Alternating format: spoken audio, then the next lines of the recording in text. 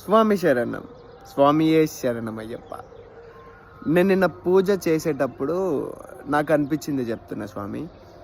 నిన్న ఏమైందంటే నిన్న నైట్ పూజ చేసేటప్పుడు శరణాలు చెప్పిన నా పక్కనుండే స్వామి చెప్పిండు. ఇంకా సివిల్ వాళ్ళు ఉన్నారు, మాల వేసుకొని వాళ్ళు ఉన్నారు. వాళ్ళు కూడా శరణాలు చెప్పిండు. అంటే వాళ్ళకి తెలుసు మామూలుగా పూజకు వస్తుంటారు కాబట్టి శరణాలు తెలుసు. అలాగే వాళ్ళకి చాలా ఇష్టం అయ్యప్ప స్వామి మాల వేసుకోవాలని. కానీ వాళ్ళకి ఎన్నో కారణాల వల్ల వాళ్ళు వేసుకోలేకపోవడమో, కుదరకపోవడమో జరుగుతుంది. అయితే మేము చెప్పిన తర్వాత ఆ స్వాములు శరణాలు చెప్తుంటే నాకు ఎంత బాధ అనిపించిందంటే, అసలు ఎంత అదృష్టం చేసుకుంటే మనం ఈ మాల ధరిస్తాం స్వామి.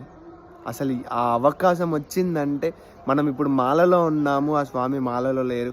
మనకి ఎంత అదృష్టం ఉండుంటే మనం ఈ మాల ధరించుకొని మాలలో ఉండుంటాం.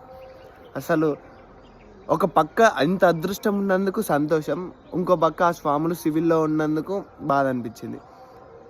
అసలు మాల వేసుకోవడం అనేది ఒక పెద్ద అదృష్టం స్వామి. అందరూ వేసుకోలేరు, వేసుకుందామన్నా కుదరదు.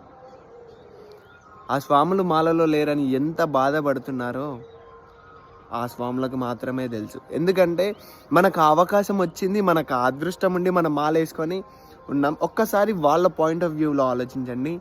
మాల ధరించడం అనేది చాలా పెద్ద అదృష్టం స్వామి. ఆ అదృష్టాన్ని మించిన అదృష్టం ఇంకేదీ లేదనిపించింది నాకు నిన్న ఈవినింగ్.